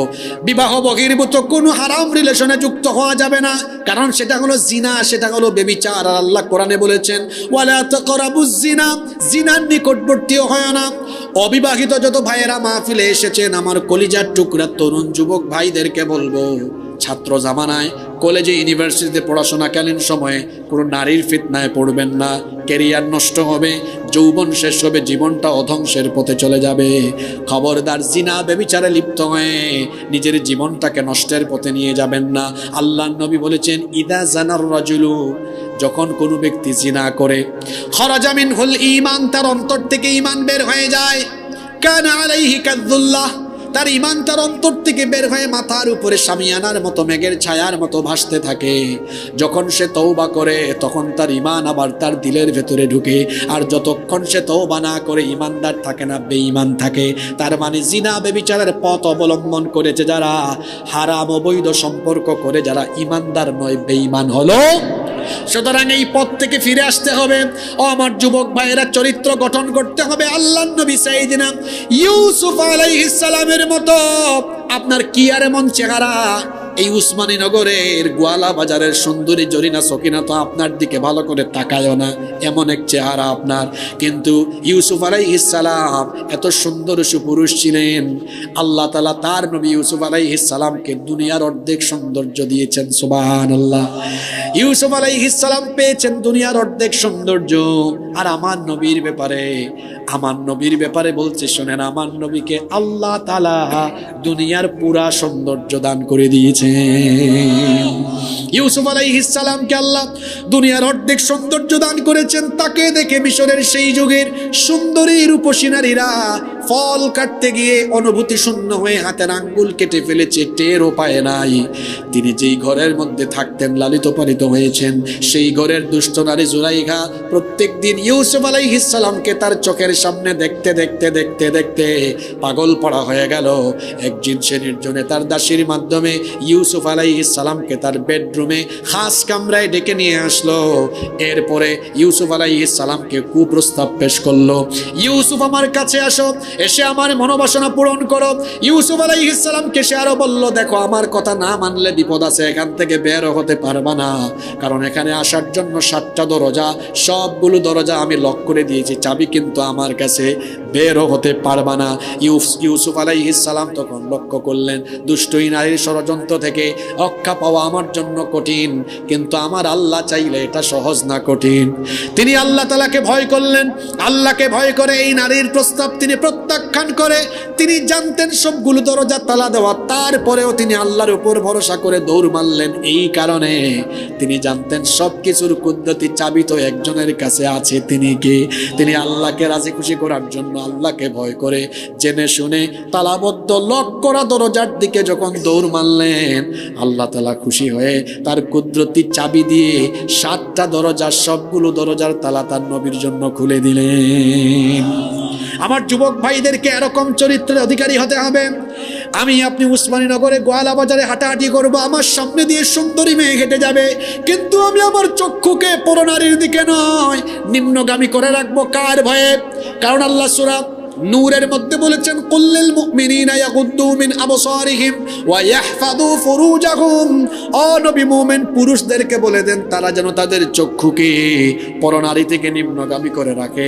জিনা বেবিচার থেকে, হারাম রিলেশন থেকে নিজেকে বাঁচানোর প্রধান উপায় হলো চক্ষুকে হেফাজত করা। ইমাম কুরতুবী রহমতুল্লাহ আলাইহি বলেছেন চক্ষু হলো হৃদয়ের আয়না। যদি কেউ চক্ষুকে নিয়ন্ত্রণ করতে পারে সে ব্যক্তি পবিত্র থাকতে পারে, কারণ চক্ষু আগে দেখে তারপরে অন্তর সেটা কল্পনা করে, এরপরে মানুষ অ্যাকশনে নামে। কিন্তু কেউ যদি গেট বন্ধ করে দিতে পারে তাহলে সে পবিত্র থাকতে পারে। জেনা বেবিচারের গেট হলো চক্ষু। জুড়ে বলেন জেনা বেবিচারের গেট কি? এজন্য চক্ষু হেফাজত করেন। ও আমার যুবক ভাইয়েরা, আল্লাহর রাসূল আপনাদেরকে বলেছেন ইয়া শাবাব আল ইসলাম, হে ইসলামের যুবকেরা, গাদ্দু আবসারুকুম, তোমাদের চক্ষু তোমরা নিয়ন্ত্রণ করো, চক্ষু হেফাজত করো। ওয়াহফাজু ফুরুজাকুম, লজ্জাস্থানের হেফাজত করো। আল্লাহর নবী বলেছেন এই কাজ যদি করতে পারো আমি রাসূল কাল কিয়ামতের ময়দানে তোমার জন্য জান্নাতের জিম্মাদার হয়ে যাব। তাহলে সফল কাম জান্নাতি মুমিন কারা? জেনা বেবিচার করে না যারা। ও যুবক ভাই হল, গার্লফ্রেন্ড বানাইবার দান্দা বাদ দিলাম, কারণ এটা মুমিনের স্বভাব না। উপযুক্ত বয়সে বিয়া করি লোক। জিনা বেবিচার এটা মানুষের নষ্টর পথে নিয়ে যায়। আর যারা পড়াশোনা থাকাকালীন সময়ে কোনো ফুরির ফান্দ ফুরি গেছে, শেষ ইগুর জীবন। ঠিক আছে নি কথা? হ্যাঁ, ফুরিন্তর করে করে ঘুরায় খে ইতর ভুয়া যারা, যেটা ইতর অতায় ফুরিন্তর করে করে ঘুরায়। আর ব্যক্তিত্ববান ছেলে ফুরিন্তর করে করে ঘুরায় না। এক কলেজ ইউনিভার্সিটি যখন পড়ে মন দিয়া পড়াশোনা করে, আজানোর টাইম হলেও নমাজও যায়। আরে ভাই, আপনি এখানে ফুরিন্তর করে দিয়ে ঘুরাইতা, নিজের এমন যোগ্যতা নিয়ে যাওকা, পড়াশোনা করোকা, নিজের কোয়ালিটি ডেভেলপ করোকা, কেরিয়ার সাজাওকা, চরিত্রবান হোকা। আপনি ফুরিন্তর করে ঘুরা লাগতো না। দেখ মানে গোয়ালা বাজারের উসমানীনগরের সুন্দর সুন্দর ফুরিনি বাপ আপনার করে করে ঘুরাইবা। ও বাবা, আমার এগো সুন্দর ফুরি আছে, তোমার যে বালা চরিত্র, যে সুন্দর কেরিয়ার, ওগো তারে বিয়া করি লাও রাবা। আপনি ঘুরাইল লাগতো না, সুন্দর সুন্দর ফুরির বাপ আপনার করে করে ঘুরাইবা। ঠিক আছে নি কথা? তাহলে আমার যুবক ভাই হল হৌকা জরিনা সখিনার করে করে আটবানি ওলানি আওয়াজ জোরে হৌকা আটবানি। চরিত্র সাজাইতে হইব আপনারে সুন্দর করিয়া, লজ্জাস্থানের হেফাজত করতে হইব। লজ্জাস্থানের অপব্যবহার করা যাইতো। লজ্জাস্থানের অপব্যবহার মানে হলো জিনা ব্যভিচার করা। জিনা ব্যভিচারকে হারাম করে দিয়েছেন কে? খবরদার জিনা ব্যভিচারে লিপ্ত হবেন না। জিনা থেকে নিজেকে এড়িয়ে চলেন। গভীর রাত পর্যন্ত মোবাইলে থাকবেন না, কারণ গভীর রাত পর্যন্ত মোবাইলে থাকার নেশা ধীরে ধীরে আপনাকে যৌনতার পথে ধাবিত করতে পারে। এজন্য রাতের বেলা তাড়াতাড়ি ঘুমানোর চেষ্টা করেন। মোবাইল ফোনটাকে হাতের কাছ থেকে দূরে রেখে দেন। আল্লাহর ভয় অন্তরে পয়দা করেন। ও আমার যুবক ভাইরা, রাতের বেলা মোবাইল হাতে নিয়ে যে গুগল শরীফে ঢুকে পর্নোগ্রাফি তালাশ করেন, এরপরে ইউটিউব শরীফে গিয়ে আজে বাজে ভিডিও দেখেন। দরজা তো বন্ধ, বাবাও জানে না, মাও জানে না, ভাইও জানে না, বোনও জানে না, গ্রামের কেউ জানে না আমি কি দেখি। কিন্তু আমার ভাইয়েরা, আমি কি করছি আমার অন্ধকার রুমে, একা রুমে কি করি কেউ না জানলেও যিনি জানেন এবং যিনি দেখেন তিনি কে? সেই আল্লাহর ভয় অন্তরে রাখার দরকার আছে নি? যাদের হৃদয়ে আছে আল্লাহর ভয় তারা কভু পথ ভুলে যায় না। আল্লাহর প্রেম ছাড়াই দুনিয়ায় কারো কাছে কোনো কিছু চায় না। কারো কাছে কোনো কিছু চায় না। অন্তর থাকবে কার ভয়? যদি হোক কার ভয়? আল্লাহরে ডরাও। জিনা ব্যভিচার থেকে নিজের সেফ রাখা, এটা মুমিনুর গুণ। এটা কার গুণ? বেশি কষ্ট দিলে এরকম আপনারা না নেই। 5 নম্বর গুণাবলী হলো 5 এবং 6 দুইটা গুণাবলীর কথা আল্লাহ একই আয়াতে বলেছেন। আল্লাহ বলেছেন ওয়াল্লাযীনা হুম লিআমানাতিহিম ওয়া আহদিহিম রাউন। অবশ্যই সফলকাম সেই সকল মুমিনেরা আমানত এবং ওয়াদা রক্ষা করে যারা। জান্নাতি মুমিন হলো তারা। মুমিনের 6 এবং 7 নম্বর গুণ হলো 6 তারা আমানত রক্ষা করে, 7 তারা ওয়াদা পালন করে। তাহলে আমানত রক্ষা করা এটা মুমিনের স্বভাব। আমানতের খেয়ানত এটা মুনাফিকের আলামত, এটা আবার কিয়ামতেরও আলামত। খবরদার আমানতদারিতার এই গুণ যেন আমাদের থেকে চলে না যায়। কেউ আপনার কাছে কিছু টাকা পয়সা রাখলো, ভাই এটা আমানত রাখেন, নিজের টাকা মনে করে আপনি আপনার গুদামের ভেতরে ঢুকালেন, বলেন তো এটা আমানতের কি? শুধু সম্পদের খেয়ানত হয় না, কথাবার্তা এবং দায়িত্বেরও আমানত আছে। এই যে মাহফিলে আমি কথা বলছি, আমার উপরেও আমানতদারিতা আছে। আমি যদি এই সময়গুলো আলতু ফালতু অহেতুক কথা বলে, কিচ্ছা বলে সময়টা নষ্ট করি, তাহলে এটা এই মাহফিলের আদবের বিপরীত হবে। এবং এই মাহফিলের এই যে সুন্দর সময়, এই যে দায়িত্ব নিয়ে কথা বলার দরকার ছিল, সেটা না বলার কারণে আমিও খেয়ানতকারী হয়ে যাব। দায়িত্ব সঠিকভাবে পালন করা এটাও আমানত। কেউ আপনার কাছে একটা কথা বললো, ভাই এটা আর কাউকে বলবেন না, আপনি অন্য কাউকে বলে বেড়ালেন, খেয়ানত করলেন। আবার প্রত্যেকটা দায়িত্ব সঠিকভাবে আদায় করাও আপনার জন্য আমানত। আপনি স্কুলে চাকরি করেন, মাদ্রাসায় চাকরি করেন, আপনি যদি সঠিক সময়ে সুন্দরভাবে আপনার উপরে দেওয়া দায়িত্ব ঠিক মতো আদায় না করেন, আপনি খেয়ানত করলেন। রাষ্ট্রীয় কোনো দায়িত্ব পেলেন, সেই দায়িত্ব পালন করতে গিয়ে অবহেলা করলেন, আপনি খেয়ানত করলেন। আর খেয়ানতকারীর পরিণতি সে যাবে জাহান্নামের একেবারে তলদেশে। কারণ আমানতের খেয়ানত যদি হয় মুনাফিকের আলামত। মুনাফিক হলো আল্লাহর সৃষ্টির সবচাইতে নিকৃষ্ট। মুনাফিক কাফিরের চেয়েও খারাপ, কারণ কাফির থাকবে জাহান্নামের উপরে আর মুনাফিক থাকবে জাহান্নামের তলে। মুনাফিক চেনাও বড় মুশকিল। কেউ যদি বলে হুজুর আমি হিন্দু দেখবো, কোটি কোটি হিন্দু দেখবো, কোথায় যাব? আমি বলবো আপনি পাশের দেশ ভারতে যান, অনেক হিন্দু দেখবেন। কেউ যদি বলে হুজুর আমি খ্রিস্টান দেখবো, কোথায় যাব? আমি বলবো আমেরিকা, ইংল্যান্ডে যান। কেউ যদি বলে হুজুর আমি বৌদ্ধ দেখবো, কোথায় যাব? আমি বলবো চীনে যান, মিয়ানমারে যান। কেউ যদি বলে হুজুর আমি অসভ্য ইহুদি দেখবো, কোথায় যাব? আমি বলবো ইসরায়েলে যান। কেউ যদি বলে হুজুর আমি মুনাফিক দেখবো, কোন দেশে যাব? হোকা কোন দেশ? না গো ভাই, বাংলাদেশে যাওয়া লাগতো না, আপনার গাঁওতে যাওয়া লাগতো না। ও ফ্যান্ডলের ভিতরেও মুসলমানের লেবাস দুইটা মুনাফিক বইয়া থাকতে পারে। কারণ মুনাফিক চিনবা কি লাভ নেই। এত মাথার টকিও আছে, টুফিও আছে, দাড়িও আছে, পাঞ্জাবিও আছে, মুখ যেই মনের কথা হয়। মুনাফিক অত তাড়াতাড়ি চেনা যায় না। মুনাফিক চেনা যায় না, সে দাড়িও রাখে, টুপিও রাখে, ইমানদারের বেশ ধরে, আবার তলে তলে ইসলামকে জবাই করে। মুনাফিককে চিনতে হয় তার স্বভাব দিয়ে। তার অনেক স্বভাব আছে, যেমন সে কথা বললে মিথ্যা বলে, আমানত করলে খেয়ানত করে, আমানত রাখা হলে খেয়ানত করে। নবীজি বলেছেন ইদা হাদ্দাসা কাযাবা, কথা বললে মিথ্যা বলে। ওয়া ইদা তুমিনা খানা, আমানত রাখা হলে খেয়ানত করে। ওয়া ইদা ওয়াদা আখলাফা, ওয়াদা করলে ওয়াদা ভঙ্গ করে। আল্লাহর নবী আরো বলেছেন ওয়া ইদা খাসামা ফাজারা, যখন সে ঝগড়া করে তখন অশ্লীল ভাষায় গালিগালাজ করে। তাহলে এই যে খাসলত বললাম, আরো অনেক খাসলত আছে। এই স্বভাব চরিত্র নিজের মধ্যে লালন করে যারা, মুমিন নয় মুনাফিক হলো। তাহলে মিথ্যাবাদী যারা, কথায় কথায় মিথ্যা বলে, এমন মানুষ আমাদের সমাজে আছে না ভাই? ফোন এসেছে, ভাই আপনি কোথায়? আছে গোয়ালা বাজার। বলে আমি লালা বাজার। ইলান মানুষ তো আপনার এলাকার নাই। হ্যাঁ, হাই রে হাই। এক বেটার গেছে, এক লোক টেকা পাইতো, তুকাইয়া ভান না, আইসে একদিন বাড়িত, আবার বাদে দরজাত নক করছে। ভিতরে থাকি ওই যে দরজার মাঝে ইয়ে থাকে না, সাইয়া দেখছে, হাই রে হাই, আব্দুল সালাম বই একজন টেকা পাই। কিতা করতো এখন কুম্বাই বাগতো, ফুয়ারে গিয়া কর যাও শোন আব্বু দোয়ার কুল্লা খাও, আস্তে করে হইও। আব্বা গর নাই, আব্বা কিতাব নাই, হ্যাঁ কুল্লা দিছে দোয়ার। তোমার আব্বা কইবা, আব্বা গর নাই। তাইন কোয়াই, তাইন আমার এই কথা হইয়া কই জানে গেছেন আছে না নীলা হোক আছেন। নিজে তার ফুয়া ফুরিন্তরে ওলান মিশা মাত শিকার, মিথ্যাবাদী যারা মুনাফিক, তারা মুনাফিক তো কইবার লাগি বাংলাদেশে যাওয়া লাগতো না। ও তার স্বভাব যার কাছে আছে এক মুমিন নাই কিতা মুনাফিক। তাহলে আমানতর খেয়ানত করলে এ মুমিন নাই কিতা, জোরে হোক কিতা মুনাফিক বালা না ফেরাউন বালা? হ্যাঁ, মুনাফিক থাকি ফেরাউন বালা, কারণ ফেরাউন তো জাহান্নামের উপরে থাকবো, আর মুনাফিক ফেরাউন থাকি আরো লো ক্লাসর জাহান্নামে যাইব। তাহলে তুলনামূলক ভাবে কাফির থাকি মুনাফিক আরো বালা না খারাপ? আরো খারাপ, কারণ কাফিরে ইসলাম বিরোধিতা করে সরাসরি, আর মুনাফিকে সব কাম করে তলে তলে। এগুলোর নাম আমি দিছি ঠান্ডা শয়তান, মিসকা শয়তান, সব কাম তলে তলে করে। ইলান আসেনি কিছু মানুষ, এটার নাম মিসকা শয়তান, উফরে উফরে বালা আর তলে তলে বাদর শেষ সীমা। আসেনি ইলা? আল্লাহ আমরা এইটা থেকে হেফাজত করুকা হোক, আমিন।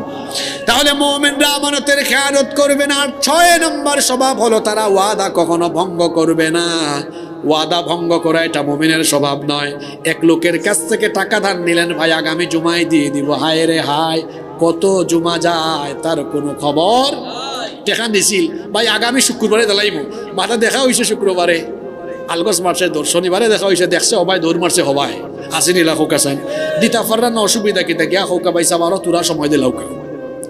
কিন্তু আপনি এই যে ওয়াদা রক্ষা না করিয়া বারবার ওয়াদা খেলাফ কররা, এর লাগে আপনার নাম আর মুমিনের খাতাত নাই, আপনার নাম গেছে কি গুনানো মুনাফিকর। তাহলে মুমিনের গুণাবলী হলো তারা আমানত রক্ষা করে, ওয়াদাও রক্ষা করে। মুমিনের 7 এবং সর্বশেষ গুণাবলী হলো আল্লাহ তাআলা বলেছেন ওয়াল্লাযীনা হুম আলা সালাওয়াতিহিম ইউহাফিযুন।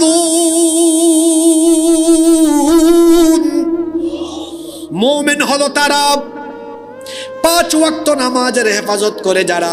আজকের ওয়াজ যারা মনোযোগ দিয়ে শুনলেন, বলেন তো দেখি মুমিনের গুণ আল্লাহ তাআলা বর্ণনা করতে গিয়ে সর্বপ্রথম যে বিষয়ের গুণ আগে বলেছেন সেটাও ছিল নামাজ, আবার শেষেও বললেন আল্লাহ নামাজের কথা। তার মানে হলো মুমিনের জীবনের শুরু থেকে শেষ পর্যন্ত যে ইবাদতের সাথে সম্পর্ক থাকবে সেই ইবাদতের নাম কি?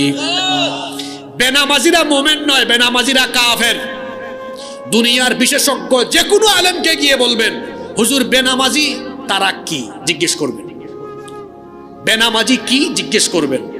বেনামাজি কাফের, বেনামাজি মুমিন নয়। যে নামাজ আদায় করে না সে মুমিন নয়। জিজ্ঞেস করেন, দুনিয়ার যে কোনো বিশেষজ্ঞ আলেমকে গিয়ে জিজ্ঞেস করেন। রাসূল বলেছেন বাইনাল আবদি ওয়াল কুফরি তারকুস সালাহ, আল্লাহর বান্দা আর কাফিরের মধ্যে পার্থক্য হলো নামাজ ছেড়ে দেওয়া। আল্লাহর বান্দা নামাজ ছাড়তে পারে, খবরদার নামাজ ছাড়বেন না, নামাজ ছাড়বেন না। নামাজ আদায় করার হুকুম কার? আর নামাজ ছাড়ার জন্য ওয়াসওয়াসা দেয় কে? জোরে হোকা ওয়াসওয়াসা খেয়ে দেয়। আপনার কইবা হুজুর আমি তো নমাজি, সপ্তাহে একদিন লুপ্ত যাই। আমরার দেশের নমাজি হইল 5 তরিকার 5 জাত। জোরে হোকা খজাত ষষ্ঠ জানি আপনারা খয়জাত দেখো কাছেন মিলেনি। এক সাপ্তাহিক খালি জুম্মার দিন পাওয়া যায়, ইলান মানুষ আমরা নিজকরণ শীত নাই। 2 মাসিক আর রোজা মাস তারার জ্বালায় মসজিদের ভিতরে 5 ওয়াক্তের মুসল্লি হলে জায়গাও হইতা নাই। মাসিক নামাজি 3, এরা হইলা বার্ষিক নামাজি, খালি 2 ঈদও দেখা যায়, আর তারা তুকাইও হওয়া যায় না। ইলান নামাজি উসমানীনগর নাই। 4 এরা সিজনাল নামাজি, ও সামনে আর শোবে বরাত দেখবা আর আইত নামাজ আসেনি। ইলা রাত 4টা পর্যন্ত মসজিদও দেখেন, সিন্নিও খায়, নমাজও পড়ে, ফজরও রাখে আলগজ জায়গা, ফজরের নামাজ আদায় করে না। আসেনি ইলান 4 তরিকা গেল। 5 নম্বর খালি জানাজার নামাজি। এক জাত নামাজি আছে, আমি জানি না আপনারা এটা দেখছেন কিনা, তার অন্যান্য নামাজ ঠিক থাকলে থাকুক আর না থাকুক, জানাজা একটাও মিস দেয় না। ফজরের নামাজও তাকে দেখাত বড় নেতা তো, তার গড় থেকে 50 হাত দূরই মসজিদ যায় না। ফোন গেছে সকাল 7টার সময়, আপনার নির্বাচনী এলাকাত গোয়ালা বাজার অমুক মারা গেছেন, ও কিতা কইলায় লগালগে বিছনা থেকে উঠটা ড্রাইভার গাড়ি বার করো। আইছে 5 ঘন্টা 6 ঘন্টা গাড়ি চালাইয়া ঢাকা থেকে আইছে ঘুরানো গোয়ালা বাজার। বুঝলাম না ই বেটা তার গড় থেকে 50 হাত দূর ফজরের নামাজও যায় না, আবার 2-250 কিলো জার্নি করে 5-6 ঘন্টা জার্নি করে জানাজার নামাজও আবার ইয়া থেকে ফাকলো লাখা নাজির হইল। আপনি তার মতলব না বুঝলো, আমি বুঝছি ফজরের নামাজের আগে বক্তৃতা করার সুযোগ নাই, জানাজার নামাজের আগে বক্তৃতা করার সুযোগ আছে। আছে নি ইলাম নামাজি খতরিকার নামাজি হইলাম, সাপ্তাহিক, মাসিক, বার্ষিক, সিজনাল জানাজার নামাজি। মনে রাখছেন নি? 1 নাম্বার সাপ্তাহিক, 2 নাম্বার, 3 নাম্বার বার্ষিক, 4 নাম্বার সিজনাল, 5 নাম্বার। আচ্ছা, তো এই 5 প্রকার নিয়মিত রেগুলার নামাজি না ইরেগুলার? ইরেগুলার। এখন এরা কুয়াই যাইবা ইকান ই কথা ইকান কোরআন শরীফও নাই তো, জোরে মাতুকা আছে নি? কোরআনও আছে। এই সূরা এটা আপনার সবর মুখস্থ আপনারা। সূরার নাম সূরা মাউন, সূরার নাম সূরা। যারা পারেন সওয়াবের নিয়তে মহব্বতে আমার সাথে পড়েন, ফাওয়াইলুল লিল মুসাল্লিনা আল্লাযীনা হুম আন সালাতিহিম সাহুন। ওয়াইল নামাজীদের জন্য। ওয়াইল কি? তাফসীর ইবনে কাসিরের ভেতরে আল্লামা ইমাম ইবনে কাসির রাহিমাহুল্লাহ এর ব্যাখ্যায় বলেছেন, ওয়াইল হলো জাহান্নামের এমন এক আগুনের ঘাঁটি যার থেকে অন্যান্য আগুনের স্তর প্রতিদিন আল্লাহর কাছে 400 বার পানাহ চায়। আল্লাহু আকবার। এই ভয়ঙ্কর জাহান্নাম কাদের জন্য? লিল মুসল্লিন, মুসল্লিদের জন্য। এখন আপনি আমারে হোকা চাইন, মুসল্লি হল জাহান্নামও যাইতা না জান্নাতও যাইতা? জান্নাতও যাইতা না নি? তে আল্লাহ দিকে কইরা ফাওয়াইলুল লিল মুসাল্লিন, ধ্বংস, ওয়াইল জাহান্নাম মুসল্লি হলো লাগে। এখন আল্লাহ এখানে আটকিছেন না, ব্যাখ্যা করিয়া বাদারায়ত হইয়া দিছেন যে সব নামাজি নাই, কিছু নামাজি ওয়াইল ধ্বংসপ্রাপ্ত জাহান্নামী। আমরা কইলাম আল্লাহ এরা খেরা, এরা খারাপ পরিচয় দুঃখ। আল্লাহ কইরা আল্লাযীনা হুম আন সালাতিহিম সাহুন, যারা তারা নামাজ সম্পর্কে গাফেল, উদাসীন, যারা নামাজরে অবহেলা করে। মুফাসসির হলে এই আয়াতের তাফসীর লেখছেন, অর্থাৎ যারা নামাজের ব্যাপারে এমন গাফেল, তার ইচ্ছা হইলে আইব, ইচ্ছা হইলে আইতো নাই, কিছু পরে কিছু পরে লাও। ওলান অনিয়মিত যত নামাজি আছে, ওক সে সাপ্তাহিক, ওক সে মাসিক, ওক সে বার্ষিক, ওক সে সিজনাল, ওক সে অন্যান্য তরিকার নামাজি। এক কথায় যারা নামাজরে অবহেলা করে, কিছু আদায় করে কিছু আদায় করে না, আল্লাহ কইরা ফাওয়াইলুল লিল মুসাল্লিন আল্লাযীনা হুম আন সালাতিহিম সাহুন। এই সকল মুসল্লি হলো লাগি জাহান্নাম, ওয়াইল এরার লাগি ধ্বংস। আমরা কইলাম আল্লাহ আমরা ধ্বংস থাকি জাহান্নাম থেকে বাঁচতাম চাই, আপনি হইয়া দেউকাছেন আমরারে তে কোন তরিকার নামাজি হইলে আমরা বাঁচি যে মোর জান্নাতে যাইমগি? আল্লাহ হইরা এরা হইল তারা ওয়াল্লাযীনা হুম আলা সালাওয়াতিহিম ইউহাফিজুন, যারা 5 ওয়াক্ত নামাজ ডেইলি রেগুলার সুন্দর করে আদায় করে, 5 ওয়াক্ত নামাজ হেফাজত করে যারা, আমার জান্নাতি মুমিন হইল তারা। সুবহানাল্লাহ বারে কে হইবা না কিতা? তাইলে কোন নামাজি জান্নাতি?